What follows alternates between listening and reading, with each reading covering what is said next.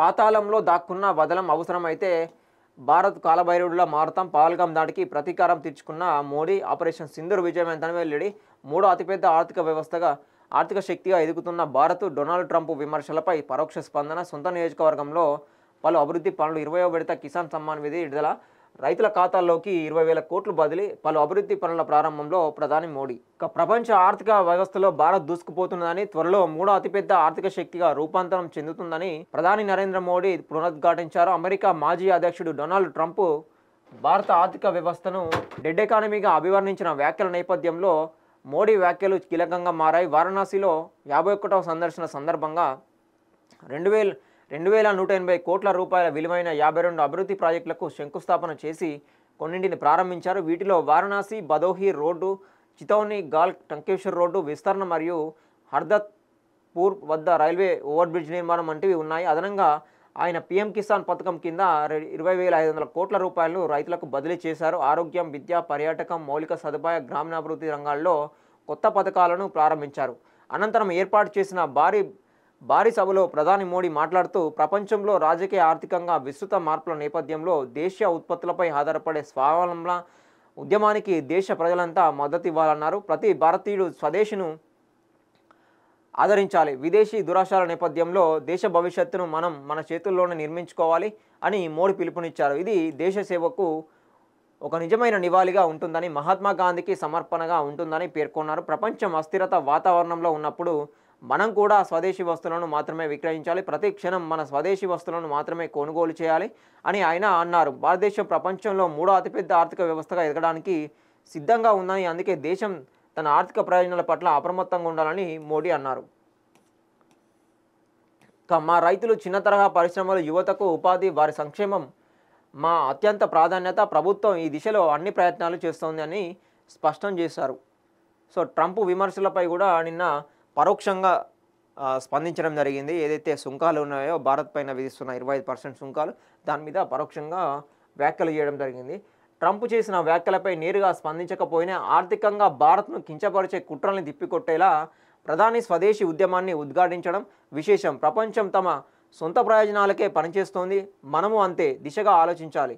భారత్ను ఎవరు తగ్గించేందుకు ప్రయత్నించినా వారికి తగిన సమాధానం ఇవ్వడం తప్పదు అని వ్యాఖ్యానించారు. అంతర్జాతీయంగా ఆర్థిక వ్యవస్థను గట్టి చేయడంలోనే కాక జాతీయ భద్రతపై కూడా గట్టి సంకేతాలు పంపిన ప్రధాని పాకిస్తాన్కు గట్టిగా హెచ్చరించారు. ఇటీవల జరిపిన ఆపరేషన్ సింధూర్ విజయాన్ని ప్రస్తావిస్తూ మహాదేవుని ఆశీస్సులతో దేశం రక్షణ పట్ల కట్టుబడి ఉంది, అవసరమైతే భారత్ కాలభైరవుడి రూపం దాలుస్తుంది అని స్పష్టం చేశారు.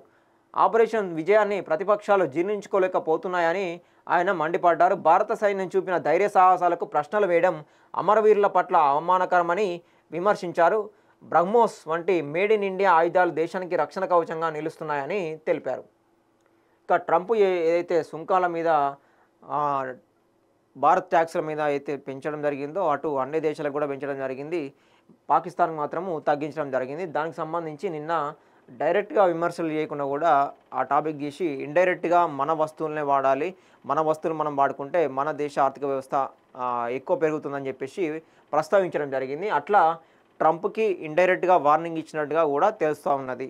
అట్లా ఇంకొకటి పాకిస్తాన్ మీద జరిపిన ఆపరేషన్ సింధూర్ ఏదైతే ఉన్నదో పాకిస్తాన్కి కూడా మరోసారి అమెరికా అటు ట్యాక్స్ తగ్గియడము ఆ పాకిస్తాన్కి, అదేవిధంగా ఇప్పుడు వాళ్ళకి సపోర్ట్ చేస్తున్నట్టుగా అమెరికా వ్యవహరించినా కూడా పాకిస్తాన్ సంబంధించి ఆపరేషన్ సింధూర్ ఏదైతే ఉన్నదో ఆపరేషన్ సింధూర్ సంబంధించి కూడా విజయవంతంగా చేసినాము మరోసారి గుర్తు చేస్తూ నిన్న ప్రస్తావించడం జరిగింది.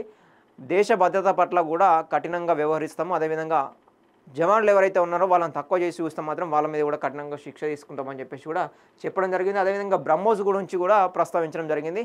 మన మేడ్ ఇన్ ఇండియా బ్రహ్మోస్ చేస్తున్న అద్భుతం అని చెప్పేసి కూడా చెప్పుకుంటూ రావడం జరిగింది. ఇక రైతుల ఖాతాల్లో 20,000 కోట్లు బదిలీ చేశారు. ప్రధాని నరేంద్ర మోదీ వారణాసి నుంచి పీఎం కిసాన్ సమ్మాన్ నిధి యోజన 20వ విడత మొత్తాన్ని విడుదల చేశారు. సేవాపూర్లోని బనౌలిలో జరిగిన కార్యక్రమంలో ఈ విడతను అధికారికంగా విడుదల చేశారు. ఈసారి దేశవ్యాప్తంగా 9.7 కోట్ల మంది రైతుల బ్యాంకు ఖాతాల్లోకి నేరుగా 20,000 కోట్లు బదిలీ అయ్యాయి. ఈ పథకం ద్వారా రైతులకు ఏడాది 3 విడతల్లో 6,000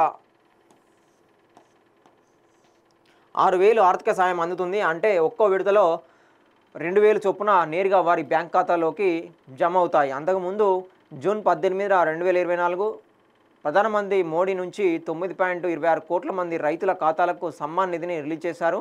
వారణాసి పర్యటనలో భాగంగా మోడీ దాదాపు 2,200 కోట్ల విలువైన అభివృద్ధి ప్రాజెక్టులకు ప్రారంభించడంతో పాటు శంకుస్థాపన చేశారు. వీటిలో రోడ్లు, ఆసుపత్రులు, స్కూళ్లు సహా రకరకాల మౌలిక సదుపాయాలు ఉన్నాయి. ఈ ప్రాజెక్టులు వారణాసి ప్రజల జీవితాలను మరింత మెరుగుపరచనున్నాయి. ఈ అభివృద్ధి ప్రాజెక్టులు స్థానిక యువతకు ఉపాధి అవకాశాలను కూడా పెంచబోతున్నాయని తెలిపారు. ఇలాంటి ప్రాజెక్టులు రైతుల జీవితాలు, గ్రామీణ భారతాన్ని మరింత బలోపేతం చేస్తాయన్నారు. ఈ కార్యక్రమంలో సీఎం యోగి తదితరులు పాల్గొన్నారట. ఇక మొత్తానికైతే రైతుల ఖాతాల్లోకి 20,000 కోట్లు మాత్రం బదిలీ చేశారంట. ఇక ఇది పీఎం కిసాన్ సమ్మాన్ నిధికి సంబంధించి ఇది 20వ విడత. ఎందుకంటే దీంట్లో దేశవ్యాప్తంగా 9.7 కోట్ల మంది రైతుల బ్యాంక్ ఖాతాల్లోకి నేరుగా 20,000 కోట్లు బదిలీ అయ్యాయి. దాంట్లో ఈ పథకం ద్వారా రైతులకు 3 టర్మ్లో అంటే 2,200 3 టర్మ్లో 3 విడతల్లో 6,000 చొప్పున మొత్తము రైతుల ఖాతాలోకి డైరెక్ట్ అకౌంట్లో పడడం జరుగుతుంది.